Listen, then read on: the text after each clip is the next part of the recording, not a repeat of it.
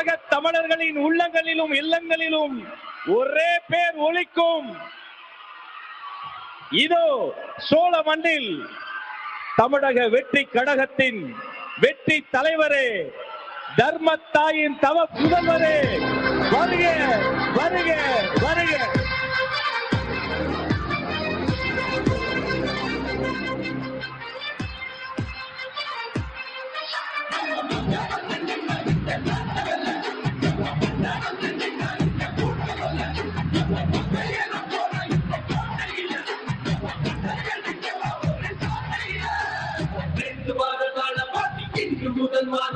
மக்கள் மன்னன் நாட வளர்ந்திருப்பா, கோடி மக்கள் வந்து கோடிகளை உதவிக்கு கண்ணவராக வர பொறுப்பா.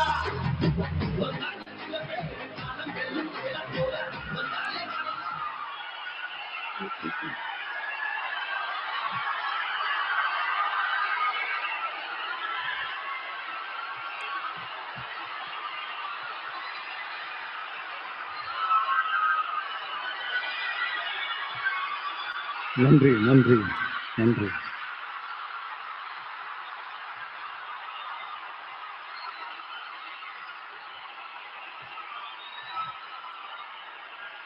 நான் போன மீட்டிங்ல வேலூர்ல பேசும்போது சொல்லியிருந்தேன், தமிழ்நாடு தான் விஜய், விஜய் தான் தமிழ்நாடு அப்படின்னு நான் சொல்லியிருந்தேன். அது ஏன் அப்படி சொன்னேன் அப்படின்னா, தமிழ்நாட்டு மக்களுடைய ஒரே பிரதிநிதியா, உண்மையான ஒரு பிரதிநிதியா நாம மட்டும்தான் இருக்கிறோம் அப்படின்றதுக்காக தான் அப்படி நான் சொன்னேன்.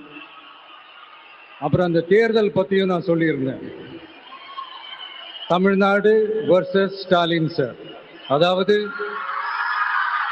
விஜய் வர்சஸ் ஸ்டாலின் சார், அதையும் நான் சொல்லியிருந்தேன்.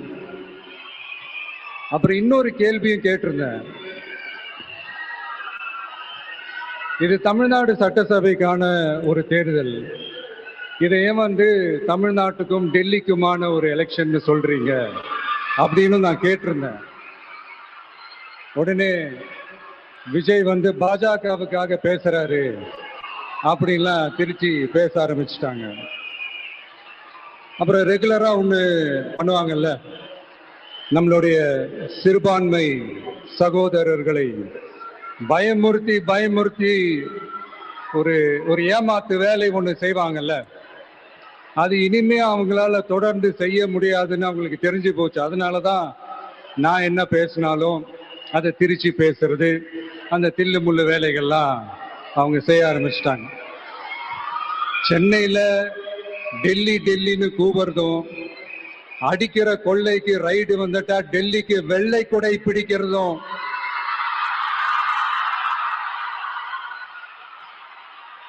இதெல்லாம் யாருன்னு உங்களுக்கே நல்லா தெரியும். தமிழ்நாட்டை காப்பாத்துறது திமுக தான், தமிழ்நாட்டை பொழைக்க வைக்கிறது திமுக தான், இதெல்லாமே பண்றது திமுக தான், ஸ்டாலின் சார் தான். இதெல்லாம் ஒர்க் அவுட்டே ஆகாது பாஸ்.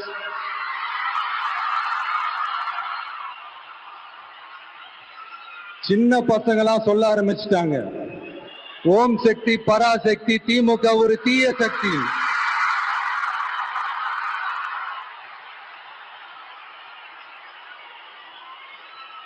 அதனால இந்த தமிழ்நாடு இன்னொன்னு வேற ஒண்ணு சொல்றாங்க, அது என்னடான்னா தமிழ்நாட்டு அணி டெல்லி அணியா. கிரிக்கெட்ல கூட தமிழ்நாட்டு அணியை டெல்லி அணியால தொட்டு கூட பார்க்க முடியாது.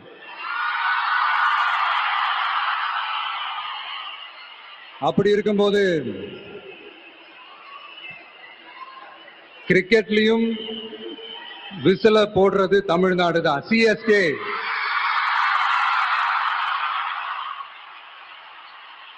வரப்போற எலெக்ஷன்லயும் விசில போட போறது நம்ம டிவிக்கே தான்.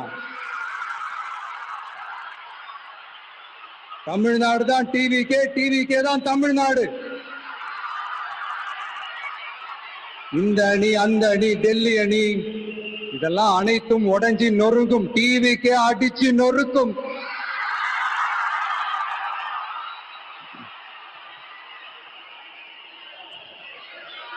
எனக்கும் என்னுடைய மக்களுக்கும் நடுவுல வேற யாராலையும் உள்ள நுழையவே முடியாது. இது ஒரு அம்மா பையன் உறவு, அப்பா புள்ள உறவு, அண்ணன் தங்கச்சி உறவு, அண்ணன் தம்பி உறவு, அக்கா தம்பி உறவு.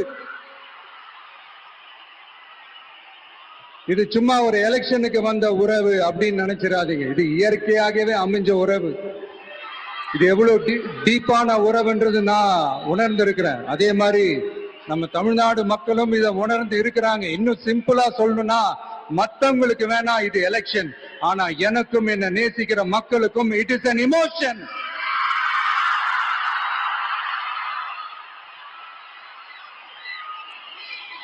And it is not an ordinary emotion.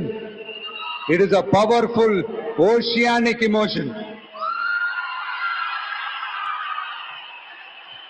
இப்படி இருக்கும்போது வீட்டுக்கு வீடு விஜய், தமிழ்நாட்டுக்காக விஜய், வெற்றி பேரணியில் தமிழ்நாடு, இதெல்லாமே 100% இந்த எலெக்ஷன்ல அது ப்ரூவ் ஆகும்.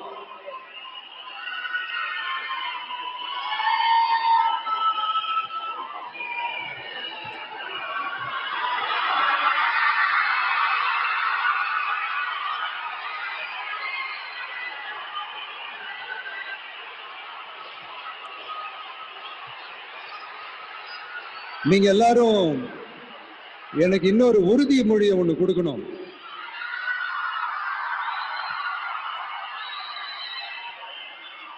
ஊழலற்ற உண்மையான சமூக நீதியை நிலைநாட்ட நம்ம ஆட்சியை அமைப்பீங்க தானே?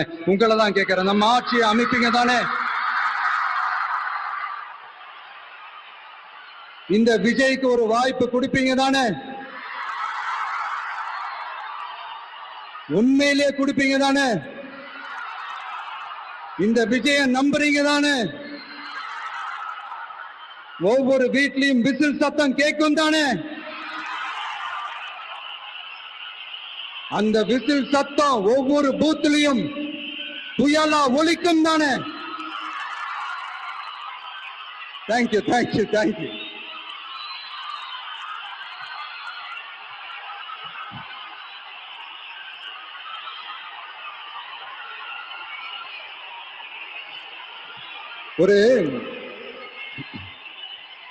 ஒரு டாக்டர் இருக்காருன்னா நாம எப்போ அவரை பத்தி யோசிப்போம்?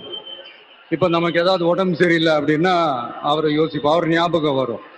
அது மாதிரி நமக்கு ஏதாவது ஒரு பிரச்சனை அப்படின்னா ஒரு வக்கீலை தேடிப்போம், அவர் ஞாபகத்துக்கு வருவார். இது மனித இயல்பு. அந்தந்த பிரச்சனை வரும்போது நம்ம அவங்கவுங்களை தேடி போவோம். ஆனா ஆன் a டெய்லி பேசிஸ் நம்ம சும்மா சாப்பிடும் போது கூட நம்மள அறியாம ஒருத்தவங்களை பத்தி நினைப்போம், நம்மள அறியாம அவங்களுக்கு நாம நன்றி சொல்லுவோம். அந்த மதிப்பிற்குரிய அந்த மனிதர்கள் வேற யாரும் இல்ல, விவசாயி, விவசாயி, விவசாயி.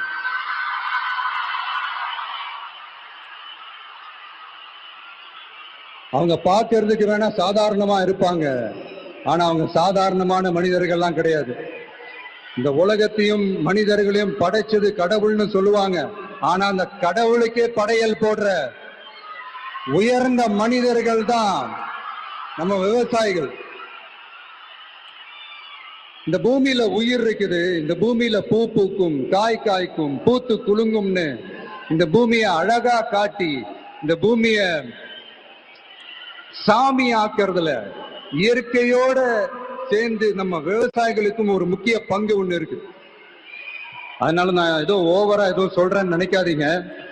எனக்கு இந்த அடுத்த ஜென்மம் மறுபிறவியை பத்தி எல்லாம் எனக்கு தெரியாது. அது உண்மை அப்படின்னா அடுத்த ஜென்மத்துல நான் ஒரு விவசாயி குடும்பத்துல பிறக்கணும்னு ஆசைப்படுறேன்.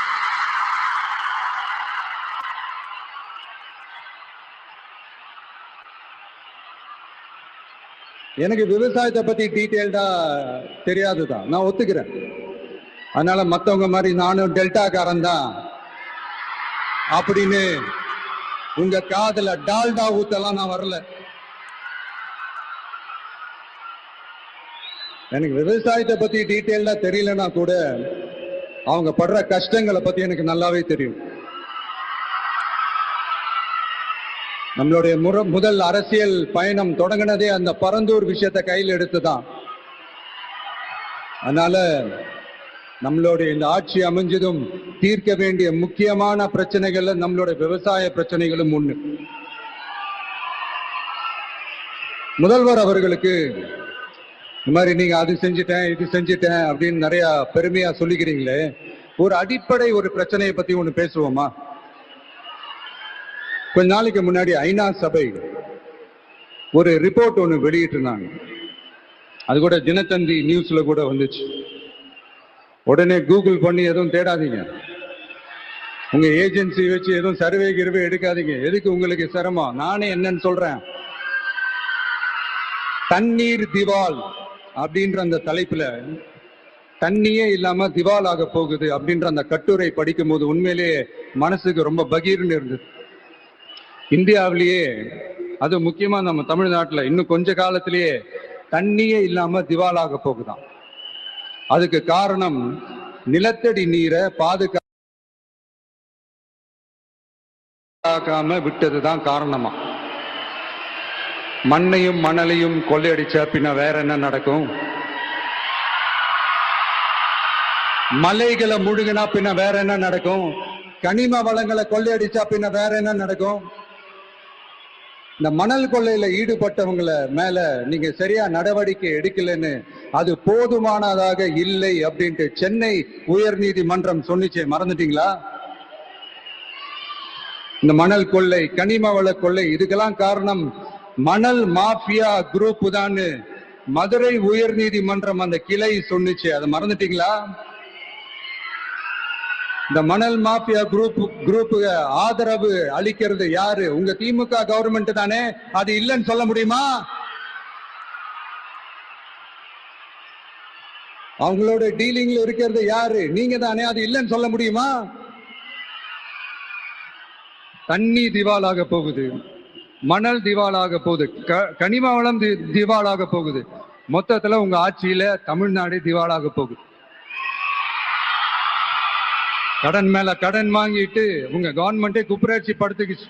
உங்ககிட்ட பேசுறதும் ஒண்ணுதான். சரி, அதை விடுங்க.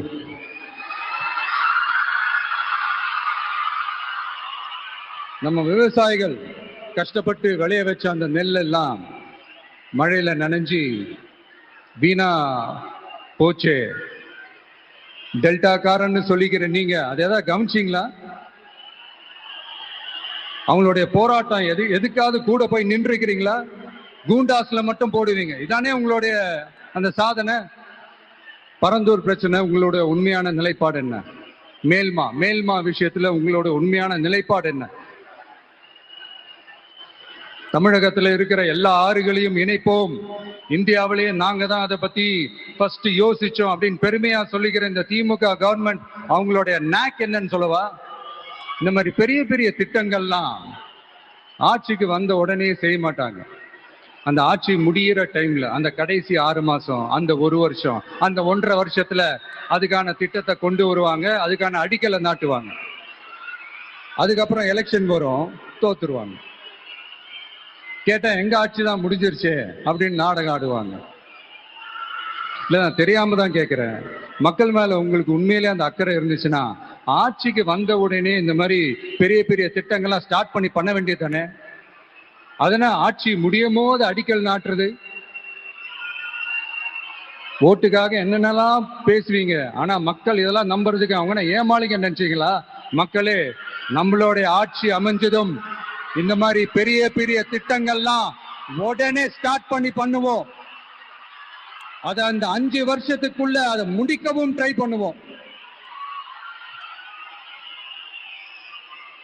சோ இப்படிலாம் நம்ம பேசினா காவிரி பிரச்சனையில உன் கருத்து என்ன, முல்லை பெரியார் பிரச்சனையில உன் கருத்து என்ன, இப்படிலாம் அதெல்லாம் பத்தி உனக்கு என்ன தெரியுமா அப்படின்னு கேட்க ஆரம்பிச்சிருவாங்க. ஐயா, உலக மகா மேதைகளே, ROV, ரிமோட்லி ஆபரேட்டட் வெஹிக்கிள், அதை வச்சு தண்ணிக்குள்ளேயே போய் அணைகளோட உறுதித்தன்மையை ஆராய்ச்சி பார்க்கிற வரைக்கும் நான் எல்லாம் தெரிஞ்சுதான் வச்சிருக்கிறேன். ஒருத்தன் சைலண்டா இருக்கான், அமைதியா இருக்கான்னா உடனே அவனுக்கு எதுவுமே தெரியாதுன்னு நினைச்சிடாதீங்க. சும்மா கருத்து சொல்லிக்கிட்டு கம்பு சுத்திக்கிட்டு இருந்தா எல்லாமே நடந்துருமா? நச நச நசன் பேசி பேசி அதை கேட்டு கேட்டு மக்கள் வெறுத்து போயிட்டாங்க. உருப்படியா ஏதாவது யோசிங்கயான்னு மக்கள் நினைக்கிறத யாருக்கு தெரியுதோ தெரியலையோ, எனக்கு அது நல்லாவே தெரியுது.